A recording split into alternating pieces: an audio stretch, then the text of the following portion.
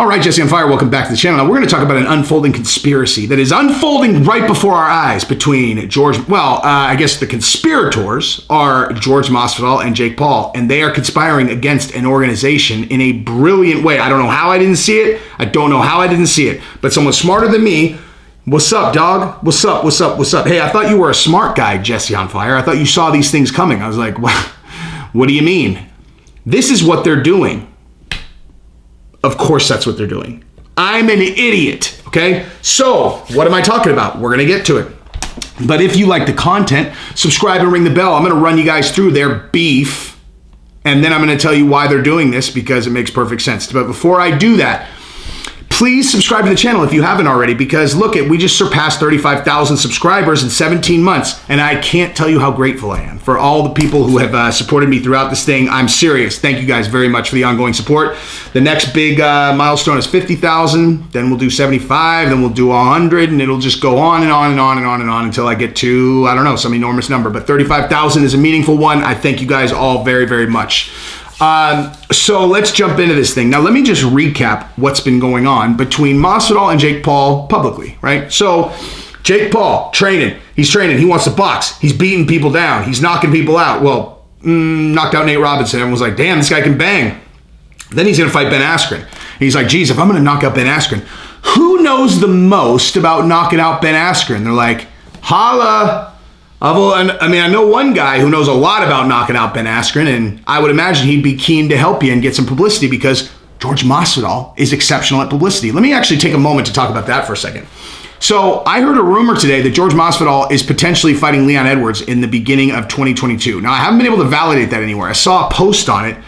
I don't know if it's true. I don't know if it's not true. I'm sure it's true for George. It's a matter of Leon accepting. But let's just say this. Assuming that does end up being true and he beats Leon, then he gets a title shot against Colby in the event that Colby is able to beat Kamaru. A lot that would need to happen there because Kamaru's a monster and he would need to beat Leon. But if he did that, he would get 3 out of his last 4 fights as title shots. Now, does that happen for anyone who's not an incredibly huge superstar? No, it doesn't. And the reason for that is because he's a huge superstar and a huge draw. So what does that tell you about what people should be focusing on? Do what George does. Be amazing at promoting yourself, right? So, going back to what he's doing with Jake Paul. Oh, look, you got this huge event coming up against Ben Askren. I would love to be involved in that. Here, let me teach you how to fight. Throw me up in your social media. We're going to do some things. Yeah, like this. Like, look. And Ben Askren, Ben Askren's sloppy. He does blah, blah, blah. You go, whoop, post this on social media. Damn, these guys are friends. Jake Paul and Jorge Masvidal are friends. That's crazy. I'd like to hang out with those guys. Damn. And then all of a sudden, Jake Paul now is fighting Tyron Woodley. And it's like, well, what are you going to do now, George? It's a fight. You have to pick sides, okay? I know that there, people fight in the gym all the time. That's what's so funny about this, man. Like, people are like, whoa. Well, now Jake Paul's going to fight, Tyron Woodley. And George is friends with both of them. What's he going to do? It's like, well, he's going to have to pick a side because obviously this is a fight to the death. Right? This is serious business. This is not just business. Like, it's not 2 guys who fight people every single day, all day long, getting paid a lot of money to fight, and then all the training is they just really want to win this fight versus the other ones that don't quite matter as much. It's not that. It's a blood feud. You have to pick a side. It's like, dude, if you train to fight, you fight every single day, okay? Like, you fight every single day. You think that, like, 2 people can't fight without it just... Like you think you really, like, George has to pick sides?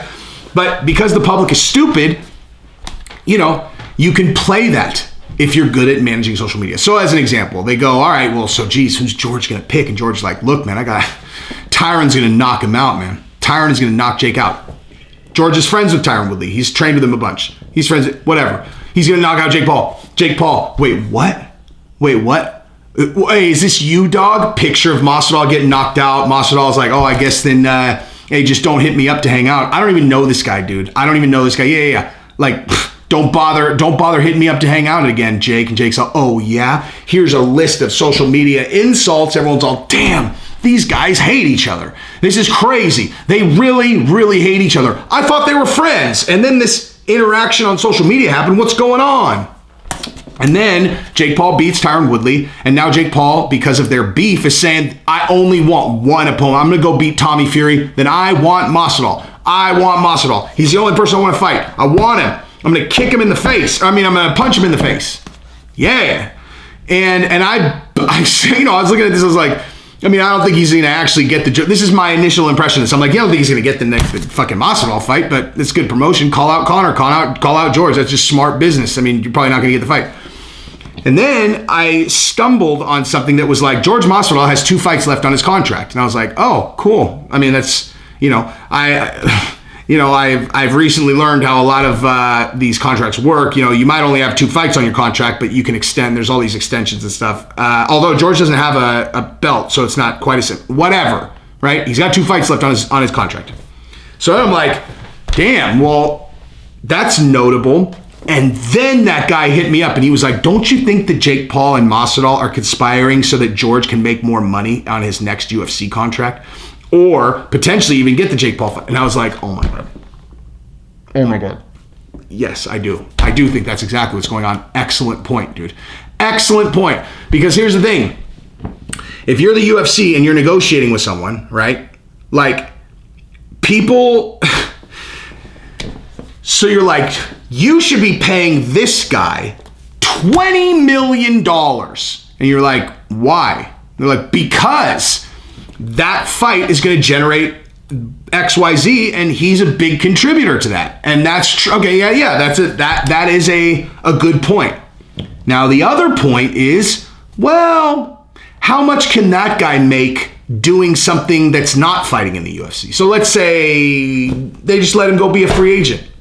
How much money is he going to make, right? How much money is he really going to make if he goes and fights for Glory or One or Bellator or does a boxing match or focuses on some other thing that he couldn't do while he was under a UFC contract, right? So that matters as it relates to his negotiating power.